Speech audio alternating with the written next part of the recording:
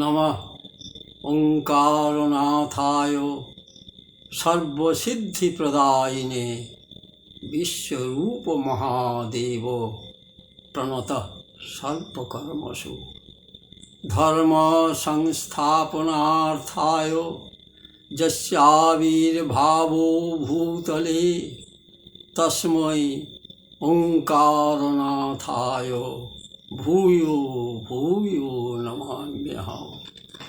ওং সর্বমঙ্গলমঙ্গল্যে শিবে সর্বার্থসাধিকে শরণ্যে ত্র্যম্বকে গৌরী নারায়ণী নমস্তুতে।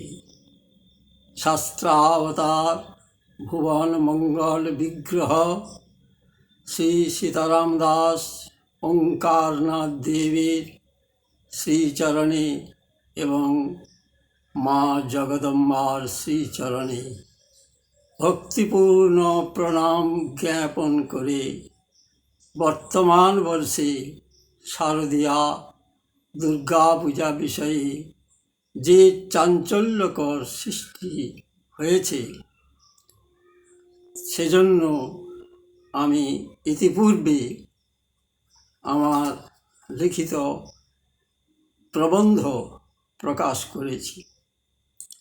তার কারণ আজ থেকে প্রায় 2 মাস পূর্বে কিছু নবীন পূজক আমার কাছে আসেন। তারা বলেন এবছর দুর্গা পূজার সময়সূচি খুব কম, এর মধ্যে কি করে পূজা করা যাবে। আমি তখন তাদের কথার কোনো গুরুত্ব দিই নাই, নানা কাজে ব্যস্ত থাকার জন্য। তারা বারবার আমাকে জানিয়েছে যে আপনি এর একটা বিধান বলুন। আমি তাদের বলতাম, বিধান আমি দেওয়ার কেউ নয়, বিধান শাস্ত্রকার দিয়ে রেখেছে, সময়ের মধ্যেই পুজো করতে হবে, কোনো উপায় নাই। পরে যখন দিন ঘনিয়ে আসে তারা আমাকে বিশেষ করে বলে যে কই আপনি তো কিছু বিধান দিলেন না। আমি তখন পঞ্জিকা লক্ষ্য করে দেখলাম যে সত্যিকারের বিষয় সপ্তমীর দিন যে সময়টি পঞ্জিকায় লেখা হয়েছে, এত অল্প সময় আমাদের জ্ঞানে কোনোদিন হয়েছে মনে হয় না। কি করে এই সময়ের মধ্যে এই কাজ সম্পন্ন করা যাবে চিন্তা করে সময় কিছুটা আমি বের করলাম। ঘটোদক করতে নদী বা পুষ্করিতে যাওয়া হবে না, যজমান বসে সংকল্প করা যাবে না। এইভাবে যদি সময় না আমি বের করতে পারি তাহলে কি করে সম্ভব হবে। কারণ কোনো পঞ্জিকায় সূর্যোদয় 5টা 33, কোনো পঞ্জিকায় 5টা 35, আমি 30ই ধরলাম। 5:30 থেকে যদি 7টা 23 ধরা যায়, 2 ঘন্টা পূর্ণ হয় না। তাহলে যদি ঘটোদক সংকল্পে 1 ঘন্টা যায়, আর 1 ঘন্টার মধ্যে কি করে এই মহাপূজার প্রথম দিনের কাজ সম্ভব হবে। সেই জন্য আমি এই দুটি কর্মকে এড়িয়ে আমার এই প্রবন্ধ প্রকাশ করেছিলাম। এই প্রবন্ধ অনেকেই পেয়েছেন, অনেকেই ফোনের মাধ্যমে বলেছেন না আমরা এইটার প্রতীক্ষায় ছিলাম, আবার কেউ লিখিতভাবেও জানিয়েছেন। এখন কথা হলো, দুর্গা পূজাতেই নূতন নয়, দুর্গা পূজা আদিকাল থেকে হয়ে আসছে, সত্যযুগ থেকে। তার ব্যবস্থা পদ্ধতি নূতন করে লেখার বলার কোনো প্রয়োজন নাই। আদিযুগ থেকেই আর্য ঋষিগণ এর ব্যবস্থা দিয়ে গেছে। অনেকেই অনেক কথা আমার কাছ থেকে ইতিমধ্যে জেনেছেন, আমি তাদের যথোচিত উত্তরও দিয়েছি।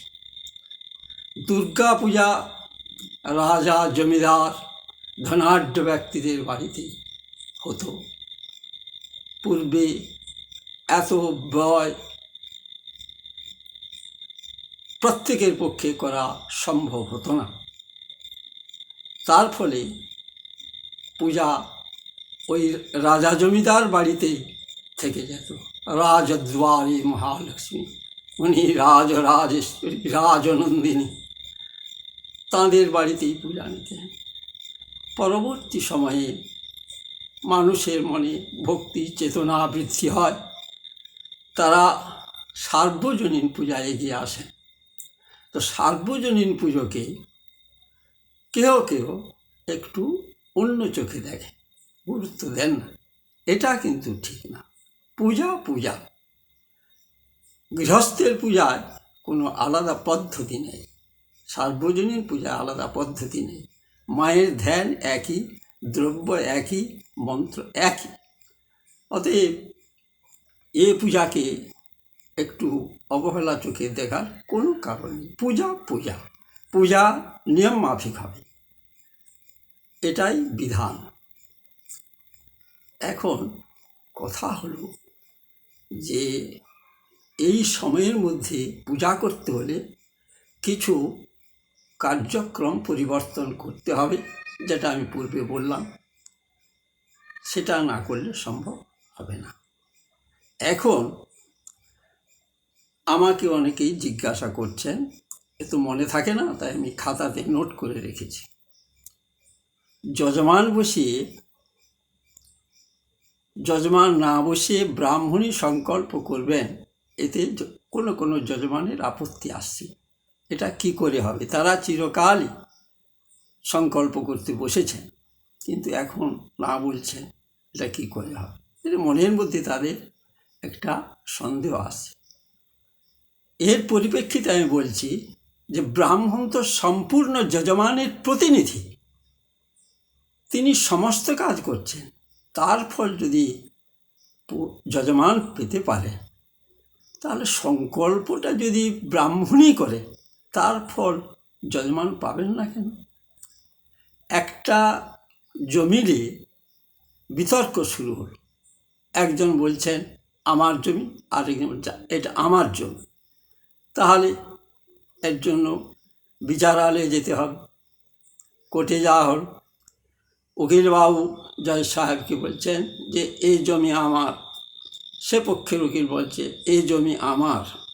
তো উকিলবাবু আমার জমি বলে যাচ্ছেন, কিন্তু মোকদ্দমায় যখন জয়লাভ হবে, উকিলবাবু কি কোনোদিন ওই জমির সীমানায় যাবেন? মক্কেলই পাবেন, মক্কেলই দখল করবে। অতএব ব্রাহ্মণ পুজো করলে, ব্রাহ্মণ সংকল্প করলে যজমানের ফল হবে না, এটা ঠিক কথা নয়। এটা মাথায় নিতে হবে। আর আমার এই প্রবন্ধে আমি উল্লেখ করেছি, এতে পরিষ্কার করে সমস্ত বিষয় লেখা আছে যে প্রত্যেক মণ্ডপে 20 থেকে 25 লিটার গঙ্গা জল মজুদ রাখতে হবে, গঙ্গা থেকে নিয়ে আসতে হবে। গঙ্গা জল যদি না থাকে, পূর্ব থেকে পূজার প্রস্তুতি করা সম্ভব হবে না, বিরাট অসুবিধা হয়ে যাবে। গঙ্গা জল চাই, এটা আমার প্রতি মণ্ডপের প্রতি অনুরোধ বলতে পারেন, আবেদন বলতে পারেন, নির্দেশও বলতে পারেন। যাই হোক, যারা যজমানরা এক একটি কথা আমার কাছে জানতে চেয়েছেন, তার এক একটি আমি উত্তর তাদের দিয়েছি। সকলের জানার জন্য, এরকম সন্দেহ তো আরও অনেকের মধ্যে থাকতে পারে, তার জন্য আমি এই রেকর্ডিংয়ের মাধ্যমে করছি। রেকর্ডিং করার আমার ইচ্ছা ছিল না। আমাকে অনেকেই অনেক দিন থেকে অনুরোধ করছেন যে প্রবন্ধ বেরোনোর পর যেটা রেকর্ডিংয়ের মাধ্যমে হোক, আরও বহু ব্যক্তি জানতে পারে। আমি আগাই না, কিন্তু এই জনে জনে ফোন করছেন, আমার শারীরিক কষ্ট হচ্ছে উত্তর দেওয়া। এই জন্যে আমি এই দুটো কারণে রেকর্ডিং করতে বাধ্য হয়েছি। মহাস্নানের সংকল্প না করলে কি হবে না, এখানে একটা বিষয় আছে। মহাস্নানের অনেক মন্ত্র, কিন্তু এখানে সকল মন্ত্র বলা সম্ভব হবে না। তার জন্য আমাদের একজন পূর্বসূরি একটি মন্ত্রের কথা উল্লেখ করে গেছে। একটি পাত্রে সব কিছু মিশিয়ে একটি মন্ত্রের দ্বারা মহাস্নান করলেও মহাস্নান সিদ্ধ হবে। আমি আরও একটু বাড়িয়ে মন্ত্র লিখেছি, এই প্রবন্ধে লিখেছি। সেটা আমি পারবো, এটাই আমি জানি, সেটা সকলের কথা না, পূর্বসূরির কথা অনুযায়ী করা উচিত। আর একটি প্রশ্ন, পদ্মপুষ্প হলে আপত্তি কী ছিল? আপনি অন্য পুষ্পের কথা লিখেছেন। কথা হলো, পদ্মপুষ্পের মূল্য ওই সময় অনেক হয়, এই জন্য সকালের কাজের জন্য ওই দিনের তোলা কিছু ফুল রেখে তুলসী দিয়ে আচ্ছাদন করে রাখার কথা বলেছি, এবং গঙ্গা জলে চন্দন প্রস্তুত করে রাখার, এসব কথা আমি আর বেশি যাব না। এই কাগজটি যারা সংগ্রহ করতে পারেন না, আমার এই নাম্বারে ফোন করে সংগ্রহ করে নেবেন, বা অন্যের কাছ থেকে সংগ্রহ করে নেবেন। বেশি কথা বলা আমার শারীরিক অসুবিধা হয়। আর একটি প্রশ্ন করছেন একজন, দ্বার ঘটে অন্য জল দেওয়া যাবে কি? দ্বার ঘটে অন্য জলে কোনো আপত্তি নেই, তবে সূর্যোদয়ের পরেই ওই জলটি তুলতে হবে। আর সূর্যোদয়ের পরেই শাখা ছেদন করতে হবে। কেউ বুঝে বলছেন যে রাত্রি 4টার থেকে ব্রহ্ম মুহূর্ত থেকে উঠে পূজায় বসবো, পূজায় বসা যায়। এই রাত্রিতে ওই ব্রহ্ম মুহূর্তে অত অন্ধকারে গাছের ডাল ছাঁটতে যাওয়ার কী প্রয়োজন আছে? কোনো প্রয়োজন নেই। সময়ের মধ্যে বসলে পূজা ভালোভাবেই হয়ে যাবে। ওই সময়টা যদি আমরা বাঁচাতে পারি, তাহলে একটু তৎপরতার কাজ করলে কোনো অসুবিধা হবে না। ঘটোদক্ষতে অন্যত্র না গিয়ে মণ্ডপের সম্মুখে বহির্দেশে আসন করে উনি বসে যাবেন। পূজক ব্রাহ্মণ সন্ধ্যা করবেন 24 মিনিট আগে। 24 মিনিট আগে সন্ধ্যা না করলে, সন্ধ্যা না বসলে উনি সংকল্পে অধিকার পাবেন না। কেন না, প্রাতঃসন্ধ্যাং ততকৃত্বা সংকল্পং বুধ আচরিত, স্মৃতিশাস্ত্রের কথা। সন্ধ্যা না করলে তার পূজা কোনো অধিকার আসবে না। অতএব ব্রাহ্মণকে আগে 24 মিনিট পূর্বে মুখ্যকালে সন্ধ্যা করে নিতে হবে।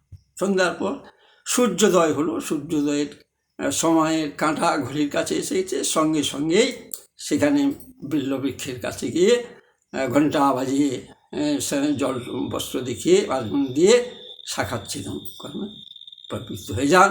তারপর সেই শাখা নবশাখা নবপত্রিকায় স্থাপন না করা পর্যন্ত নবপত্রিকা বাইরে আনা যাচ্ছে না। এবারে এনে এখানে মহাস্নানের সংকল্প আছে, যেমন আছে পদ্ধতিতে যা ক্রিয়া আছে, পদ্ধতি অনুযায়ী ক্রিয়া করে যেতে হবে।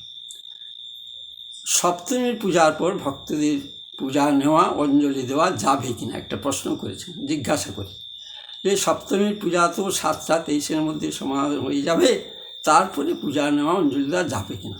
শুনুন, সার্বজনীন পূজায় হাজার হাজার ব্যক্তি আসেন অঞ্জলি দিতে। আমি যেমন নর্থ বেঙ্গালোরে পুজো করতে যেতাম, সহস্রাধিক ব্যক্তি আসতেন অঞ্জলি দিতে, বহু দূর থেকে আসতেন, 1 বৎসর প্রতীক্ষা করে বসে থাকতেন মায়ের পায়ে অঞ্জলি দিবেন বলে। অতএব সেখানে ওইসব ব্যক্তি ভক্তদের অঞ্জলি পূজা নেওয়া কোনো অসুবিধা হবে না। দেখুন, জগন্নাথ মহাপ্রভুর নিয়ম কত, কিন্তু রথে যখন তিনি বেরিয়ে আসেন তার নিয়মের কিছুটা হ্রাস হয়, তাতে কি আছে। 12:30 একটার পর কোনো পূজা বা অঞ্জলি নেওয়ার প্রয়োজন নাই, একবারে সন্ধ্যাবেলাতেই পূজা নেওয়া। আরেকদিন জানছেন দক্ষিণান্ত কোন দিন হবে। দক্ষিণান্ত ওই নবমী পূজা সেরেই দক্ষিণান্ত হয়ে যাবে। নবমীর তারপর অধিক পূজা, সেখানে সামর্থ্য অনুযায়ী পূজা করলেই চলে। আচ্ছা, আর একজন ভক্ত প্রশ্ন জিজ্ঞাসা করছেন, ভক্তজনের জিজ্ঞাসা, সপ্তমী, অষ্টমী, নবমীর পুষ্পাঞ্জলির সময় কখন, সেটা আমার দ্বারা বলা সম্ভব হবে না। সেটা নির্ধারণ করবেন কমিটি, পূজক ব্রাহ্মণ। তারা কোন সময়টা দিবেন, ওই সময়ের মধ্যেই দেওয়ার সময়টা তাঁরা বলবেন। দেখুন, এখানে আমাদের এই ব্রাহ্ম মুহূর্ত থেকে পূজা, কেউ বলছেন অন্য পঞ্জিকা ধরে পূজা, কেউ বলছেন তিথির মধ্যে পূজা, এইসব বিষয় আমার এই প্রবন্ধে সব বিশ্লেষণ করে সব লেখা আছে। কিছুদিন আগে আমি একজন প্রবীণ ব্রাহ্মণের সাথে দুর্গা পূজা সম্বন্ধে কী চিন্তা ভাবনা করেছেন। তিনি বললেন, ষষ্ঠাঙ্কি দাবার্ভ মহানবমী যাব সংকল্প করলে ক্ষতি আছে, আমি এইভাবেই করবো না। এটা কী করে, এদিকে আপনি পঞ্জিকা পরিবর্তন পছন্দ করছেন না, আর এইভাবে করছে। আমরা বরাবরই এটা সপ্তম্যাঙ্কি দাবার মহানবমী যে করি, এবছর করবো, ষষ্ঠাঙ্কি দাবার আগামী করবো, এটা তো সাধ্বী নারীর লক্ষণ মনে হচ্ছে না, এটা আমি ঠিক মেনে নিতে পারছি না। যেমন সাধ্বী নারীরা যেমন কোথায় কোথায় স্বামী পরিবর্তন করতে পারেন না, সেইরূপ এই মত পরিবর্তন করা এটা ঠিক মনে করলাম। তো এইভাবে এই ব্যবস্থাগুলি প্রবীণরাই দিয়ে এই বিভ্রান্তি সৃষ্টি করেছেন। তবে প্রবীণরা তারা কি দুর্গা পূজার কথাই জানেন না? খুব ভালোই জানেন, কিন্তু চিন্তা ভাবনা না করে এই সব কথাগুলি বলাতে এই বিভ্রান্তি সৃষ্টি হয়েছে। এখন কথা হলো, যারা মণ্ডপে পুজো করেন এর কপি বের করে প্রতি মণ্ডপে যান, কমিটির সদস্যদের বুঝিয়ে বলুন যে এই পরিস্থিতি বর্তমান বর্ষে এই বর্ষে এইভাবে না যদি পূজা করি তাহলে পূজা করা সম্ভব হবে না। আমি এইখানে বিরতি রাখছি, আমার কথা বলার কষ্ট হচ্ছে। ওম নমঃ ওঙ্কারনাথায় সর্বসিদ্ধিপ্রদায়িনে বিশ্বরূপ মহাদেব প্রণত সর্পকর্মসু ধর্ম সংস্থাপনার্থায় যস্যাবির্ভাব ভূতলে তস্मै ওঙ্কারনাথায় ভূয়ো ভূয়ো নমাম্যহম।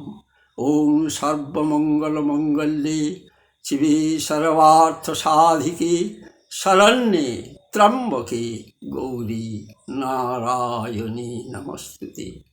ধর্ম কি জয় हो, अधर्म की नाश हो, प्राणीगणे सत्य भावना हो, विश्व कल्याण हो।